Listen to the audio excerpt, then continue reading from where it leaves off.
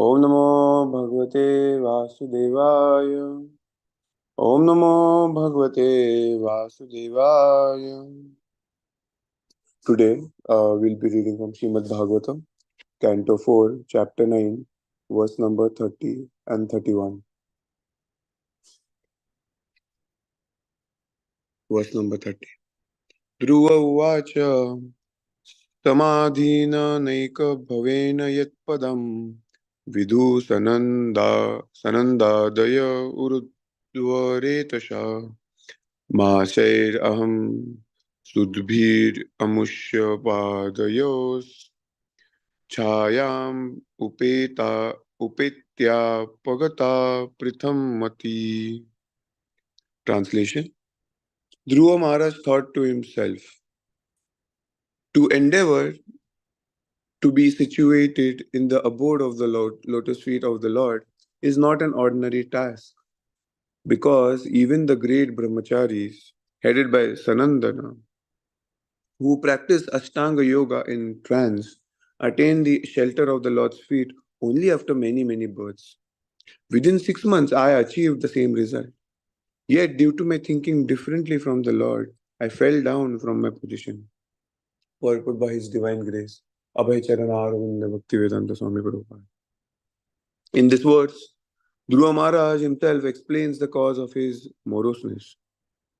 First, he laments that to see the Supreme Personality of Godhead directly is not easy.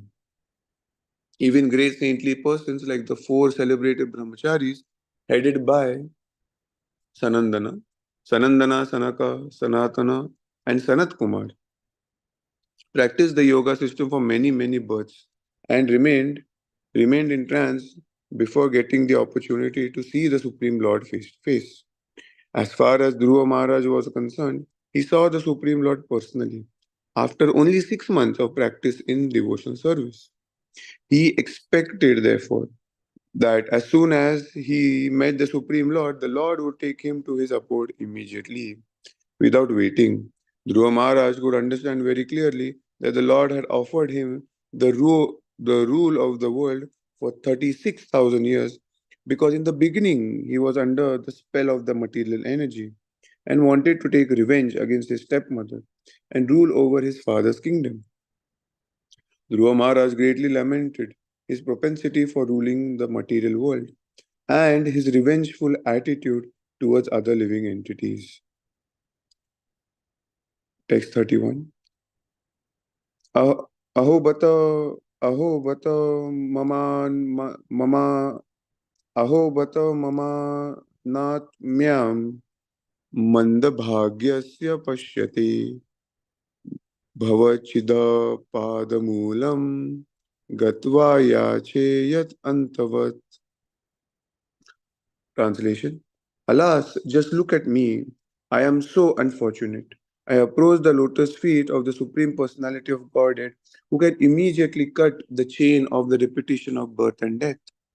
But still, out of my foolishness, I prayed for things which are perishable. Purport. The word anatmyam is very significant in this verse. Atma means the soul, and anatmya means without my conception of the soul. Srila Rishabhadev instructed his sons that unless a human being comes to the point of understanding the Atma or spiritual position, whatever he does is ignorance. And this brings only defeat in his life. Dhruva Maharaj regrets his unfortunate position, for although he approached the Supreme Personality of Godhead, who is always able to give his devotee the highest benediction of cessation of the repetition of birth and death, which is impossible for any demigod to offer, he foolishly wanted something perishable. When Hiranyakashipu asked immortality from Lord Brahma expressed his inability to offer such a benediction because he himself is not immortal. Therefore, immortality or complete cessation of the chain of repeated birth and death can be offered by the Supreme Lord, the personality of Godhead himself, not by others. Harim vina na mrityam taranti. It is said that without the blessings of Hari, the Supreme Personality of Godhead, no one can stop the continuous chain of birth and death within this material world. Therefore, the Supreme Lord is also called Bhavachit. The Vaishnava philosophy, in the process of Krishna consciousness, prohibits the devotee from all kinds of material aspirations. A Vaishnava devotee should always be Anyabhilashita Shunya, free from all material aspirations for the results of fruitive activities or empiric philosophic speculation. Dhruva Maharaj was actually initiated by Narada Muni, the greatest Vaishnava, in the chanting of Om Namo Bhagavate Vasudevaya. This mantra is a Vishnu mantra, for by practicing the chanting of this mantra, one is elevated to Vishnu Loka. Dhruva Maharaj regrets that although he was situated in the Vishnu mantra by a Vaishnava, he still aspired for material benefits. That was another cause for lamentation. Although he got the result of the Vishnu mantra by the causeless mercy of the Lord, he lamented how foolish he was to have strived for material benefits while practicing devotional service. In other words, every one of us who is engaged in devotional service in Krishna consciousness should be completely free from all material aspirations. Otherwise, we will have to lament like Dhruva Maharaj. Om Jnanatimirantasya Jnananjana चक्षुरुन्मिलितं येन तस्मै श्रीगुरवे नमः श्रीचैतन्यमनोभीष्टं स्थापितं येन भूतले स्वयं रूप कदा मह्यं ददाति स्वपदान्तिकं नमां विष्णुपदाय कृष्णपृष्ठाय भूतले श्रीमते भक्तिवेदान्त स्वामिनिति नामिने नमस्ते सारस्वती देवे गौरवाणी प्रचारिणे निर्विशेष शून्यवादी पाश्चात्यदेशतारिणे जय श्री कृष्ण चैतन्य प्रभु नित्यानंद श्री अद्वैत गदाधर श्रीवासादि गौर भक्तवृंद हरे कृष्णा कृष्ण कृष्णा हरे हरे हरे राम राम राम हरे हरे मुखं करोति वाचालं पङ्गुं लङ्घयति गिरिं यत्कृपातहं वन्दे श्रीगुरुदीनतारिणं वाञ्छाकल्पतरुषि कृपासिन्धुश्च पतितानां पावनेभ्यो वैष्णवेभ्यो नमो नमः. Dhruva Maharaj thought to himself, to endeavor to be situated in the shade of the lotus feet of the Lord is not an ordinary task. Okay? So, in today's verses, we see that Dhruva Maharaj, even though after seeing the Supreme Personality of Godhead, Vishnu himself with Garuda, and by offering such beautiful prayers, the Lord, even though he did not want anything anymore, yes, by the touch of the Lord himself, everything was purified. But still, the Lord, because he's so dear, yes, his devotees are so dear to him, and and he is so dear to the devotees. Whatever little aspirations Guru Maharaj had, which he had before, even actually gaining the mercy of the Lord, still the Lord made sure that yes, I will fulfill them. Yes. Bhavagrahi Janardana, Bhakta Vatsala. That is a most important aspect of the Lord, that he is Bhakta Vatsala, that he will always give protection and that he will always benefit the devotee. Yes. Why? Because the devotee, ya yathama prapadyante. Because he is a friend and he accepts the Lord as his most dear friend. So the Lord also accepts the devotee as his most dear friend. And that's why when Dhruva Maharaj is thinking that why did the Lord do this? He shouldn't have done it in this way. Not that he's expecting the Lord not to give him or to give him both. Either way, he doesn't want it. But still, the Lord is so merciful that he gave the whole kingdom, 36,000 years. It's not a normal feat. Even Lord Brahma does not have what Dhruva Maharaj got. Yes. And that's why he's lamenting that how can I ask something like this to the Lord? Even in our own practice of devotional service, it is so easy. Yes. Because we do not have the quality of that anatmaya. Yes, anatmaya. And that's why Prabhupada writes over there, without any conception of the soul. Yes. Because we think that we are the body. Because we think, we look in the mirror every day and we think, yes, I am this. I am this weight. I am this, brain, this IQ, this intellectual. And because of all these impressions, yes, and the misconception of the body, whatever is in relation with the body, we give the utmost importance to it. Yes. So, the similar example comes in that, hey, I am losing my hair, or, this is happening, or that is happening, or I'm gaining weight.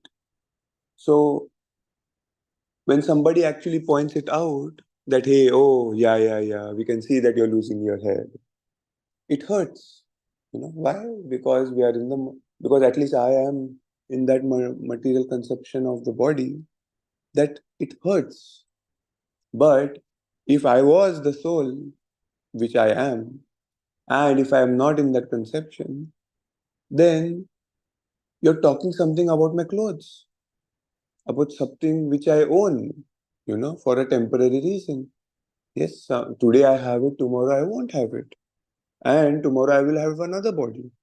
So what's the big deal? Yes. But because we are habituated in thinking that we are the body and the whole surroundings, the association, it's not only the association of the people, it's the association of our mind, which is not purified, to think that we are not the body. That's why we read Bhagavatam. Yes, we study the Bhagavatam, we listen to the Bhagavatam. Yes, Nashta Prayashu Bhadreshu Nityam Bhagavata Seva. Bhagavati Uttama Shuke Bhavatat Bhakti Haituki. Nityam Bhagavata Seva. Why? Because it brings us to that point again and again that, hey, all these religions are Kaitava Dharma. Yes, Dhruva Maharaj over here is saying, how can you ask for something like this? Yes. And even I ask that, oh, this thing should go my way. Even in devotional service, we usually, because are in the material conception of the body, yes, this needs to be done by, by material standards. Yes, doing it for Guru and Krishna is something very rare, very different, and very difficult. And that's why it's said over here also. The darshan of the Lord is so difficult. It's not an ordinary task. And that's why pure devotional service is also similarly very rare. Yes. And that's why Srila Prabhupada did not compromise on anything. Yes. He did not compromise on these all principles. The International Society for not God consciousness, Krishna consciousness. Why? Because he's come to give us pure devotional service. Ahetuki apratiyata, anyabhilashita shunya, jnana karmadi anavritam, anukulyana krishnanu shelanam bhakti uttamam. Yes. Anyabhilashita shunya. All these principles of pure devotional service, Srila Prabhupada came to give us so freely. Why? It's because we are caught in this material world like Dhruva Maharaj. And we are asking for broken glass.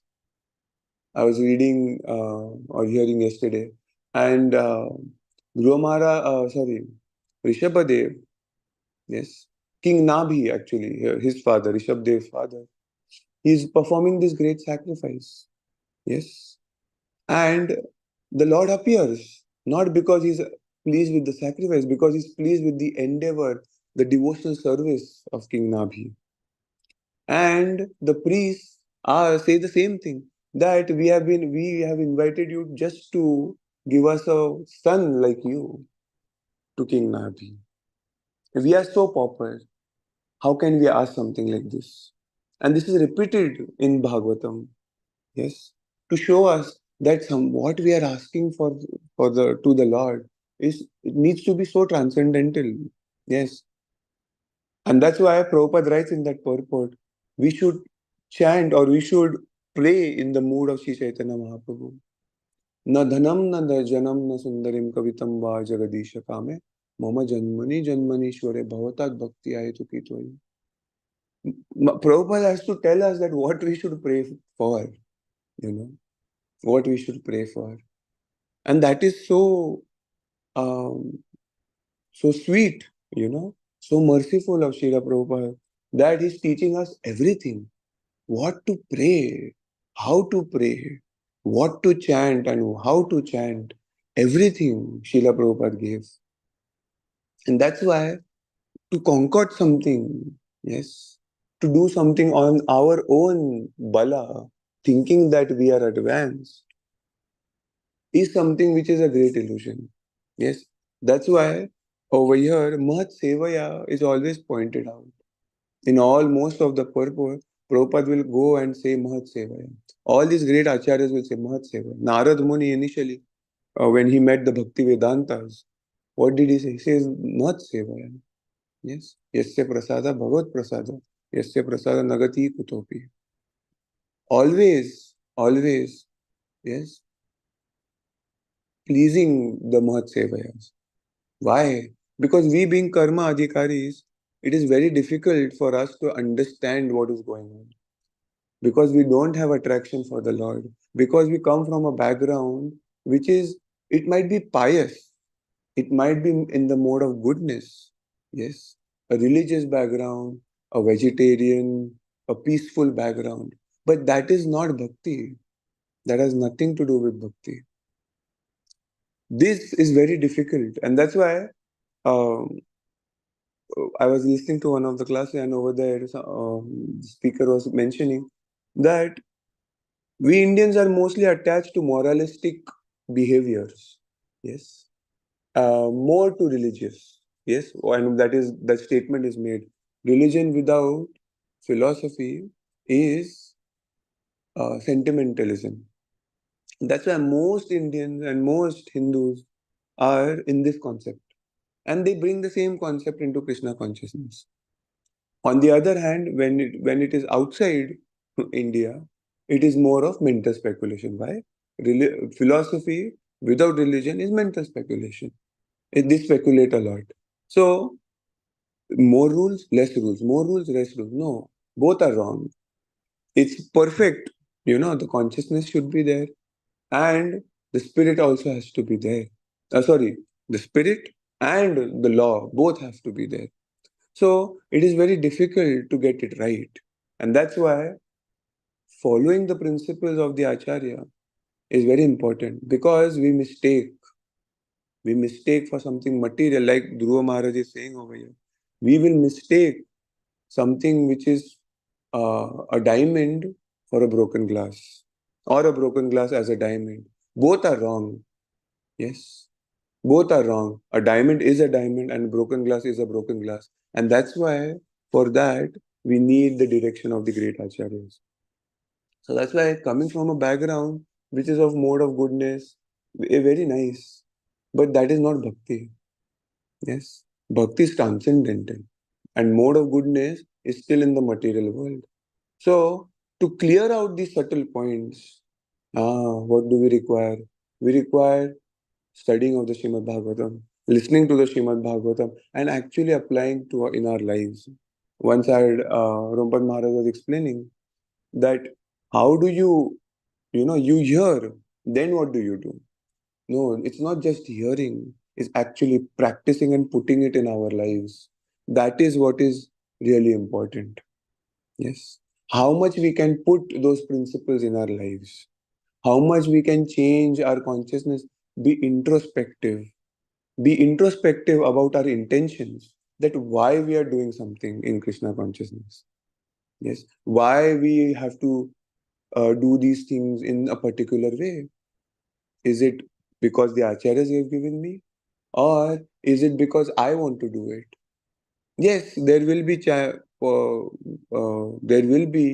places, like Dhruva Maharaj is saying, where we will desire some things, and that's all right. But to at least know, yes, like Dhruva Maharaj is over here, at least to know that, oh, see, I'm doing something which is for my own self benefit. and not for the position of the soul. I'm doing it for the body. I'm doing it because I have attachment. That is also a great thing. Why? At least now we know the problem.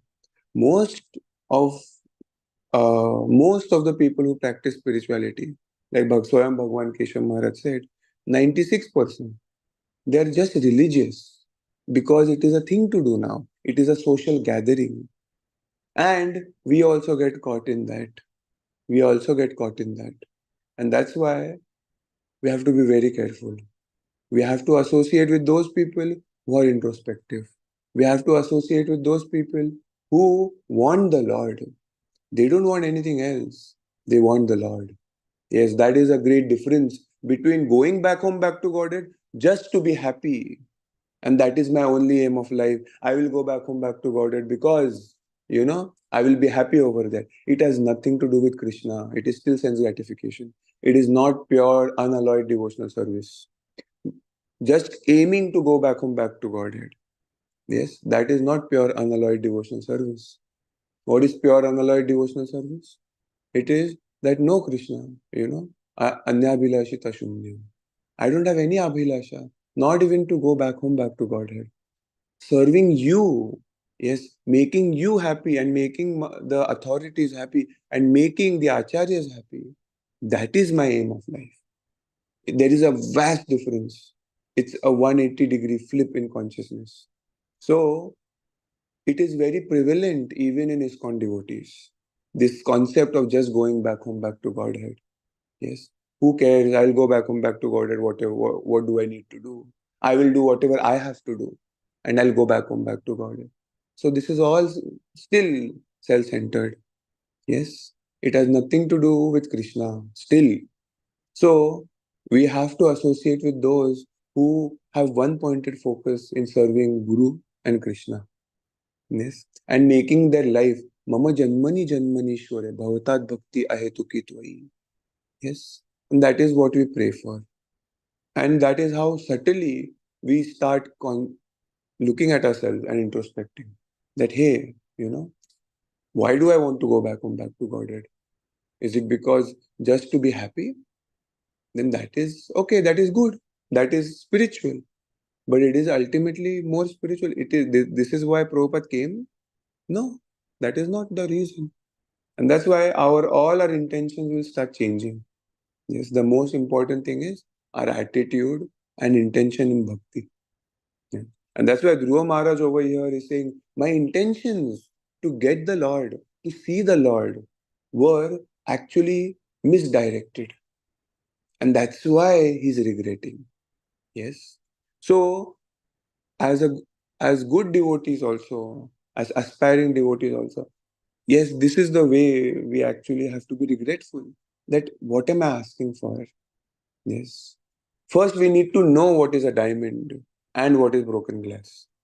Yes. Usually, we just think that, oh, I'm in the moment now, I'll go back home, I'll be happy. Oh, wow, that's it. But that is still broken glass, a little bit close to the diamond, but still, it's still broken glass. And that's why hearing from great acharyas who have practiced in their life is very important. Then we will get to know all these things. That's why the most important aspect in spiritual life after some point is how we can be more and more introspective rather than seeing that, oh, that person is doing this and this person is doing this, but instead what we can do. Yes, how I can be the solution to the problem. Thank you very much. Srila Prabhupada ki Jai. Hare Krishna.